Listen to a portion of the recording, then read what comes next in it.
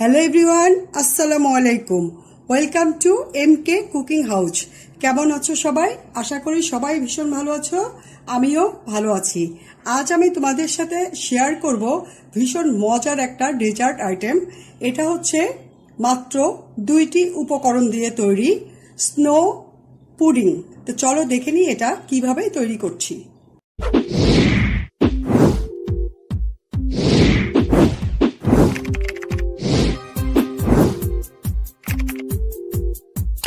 Snow pudding করার জন্য এখানে প্রথমে আমি ক্যারামেল করে নিব।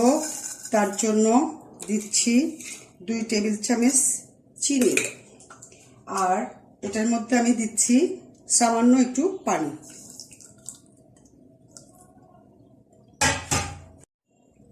এখন এই ক্যারামেলটা আস্তে আস্তে হাতল ধরে মিডিয়াম লো জালে এটা ক্যারামেল করে নিতে হবে। জালটা বাড়িয়ে দিলে ক্যারামেলটা পুড়ে যেতে পারে, তখন স্বাদটা তেতো লাগবে। আর এটা চামচ দিয়ে নাড়া যাবে না, বারবার হাতল ধরে একটু ঘুরিয়ে ঘুরিয়ে এটা ক্যারামেল করে নিতে হবে। আস্তে জালে ক্যারামেলটা আস্তে আস্তে হচ্ছে। চিনি আর পানির ভিতরে চিনিটা গলে বলক এসেছে। এটা আস্তে করে হাতল ধরে বারবার একটু নেড়ে দিতে হবে।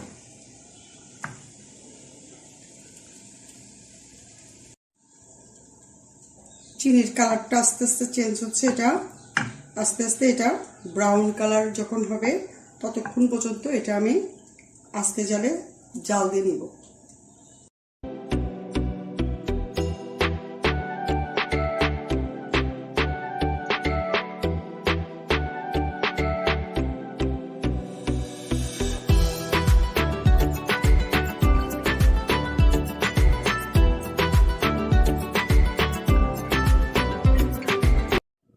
ক্যারামেলের কালারটা আমার চেঞ্জ হয়েছে, খুব সুন্দর ক্যারামেল হয়েছে। এখন আমি এরকম একটা স্টিলের গোল বাটিতে এটা সেট করব, সেজন্য এটার মধ্যে ক্যারামেলটা ঢেলে নিচ্ছি। ক্যারামেলটা এখন আমি পুরা বাটির ভিতরে ছড়িয়ে দিচ্ছি।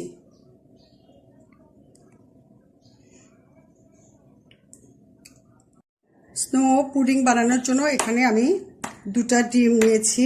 এই ডিমের সাদা অংশ এবং হলুদ অংশ আমি আলাদা করে নিব। আমি এখানে ডিমের সাদা অংশটাই শুধু নিব, আর হলুদ অংশটা আমি আলাদা করে রেখে দিব।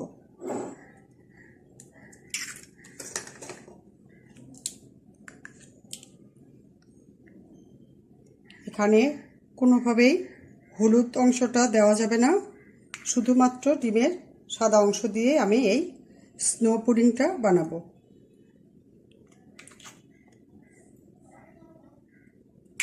এখন আমি এই ডিমের কুসুম বা হলুদ অংশটা এটা আমি আলাদা করে রেখে দিচ্ছি। সাদা ডিমের অংশ 2টা, এটার মধ্যে আমি দিয়ে দিচ্ছি 1/3 কাপ চিনি। এখন আমি এটা খুব ভালোভাবে বিট করে নিব। এই যে আমার স্নো পুডিং এর ব্যাটারটা রেডি হয়েছে। 2টা ডিমের সাদা অংশটা আমি একদম বিট করে এটা একদম স্নোর মতো করে দেখো কেমন ফ্লাফি করে নিয়েছি।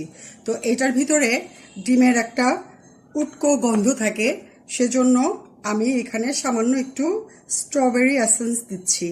তোমরা চাইলে যে কোনো এসেন্স দিতে পারো, ভ্যানিলাও দিতে পারো, বা যে কোনো যার যেটা পছন্দ।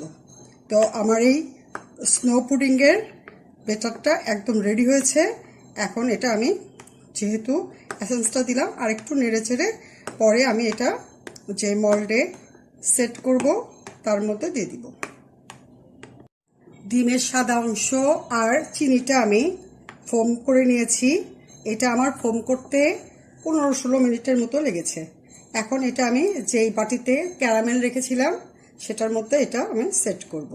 এটা একটু চামচ দিয়ে বা স্প্যাচুলা দিয়ে সুন্দরভাবে চেপে চেপে এটা সেট করে দিতে হবে।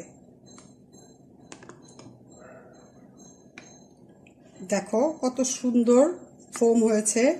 এই ফোমটা তোমাদের করে দেখাইনি আমি, কিন্তু এটা আমার 15-16 মিনিট লেগেছে।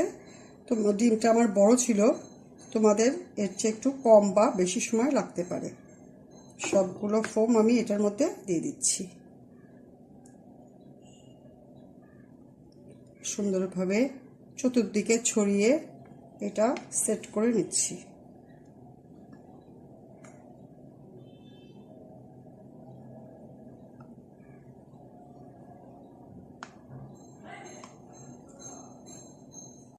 বাটির মধ্যে আমি পুডিংয়ের মিশ্রণটা সেট করে নিয়েছি। এখন একটু চতুর্দিক থেকে ট্যাপ করে দিচ্ছি যেন কোনো এয়ার বাবল ভিতরে ক্রিয়েট না করে। পুডিংটা যেহেতু আমি ভাপে করব, সেজন্য এখানে চুলার উপরে আমি একটা হেভি বটম পাতিল নিয়েছি এবং তার ভিতরে ফুটন্ত পানি দিয়ে একটা স্ট্যান্ড বসিয়ে নিয়েছি। এখন এই স্ট্যান্ডের উপরে আমি এই বাটিটা বসিয়ে দিচ্ছি। এটা অনেক গরম, খুব সাবধানে বসাতে হবে। এখন এটা আমি একটা ঢাকনা দিয়ে ঢেকে দিচ্ছি। ঢাকনার ভিতরে একটা ছিদ্র ছিল, সেটা আমি টিস্যু পেপার দিয়ে ছিদ্রটা বন্ধ করে দিয়েছি। এখন আমি এটা জালটা একটু মিডিয়াম করে দিয়ে এটা আমি ভাপতে নিব। এই যে বন্ধুরা, আমি পুডিংটা মল্ট আউট করে নিয়েছি। এখন আমি এটা তোমাদেরকে কেটে দেখাচ্ছি, দেখো ভিতরে কেমন হয়েছে।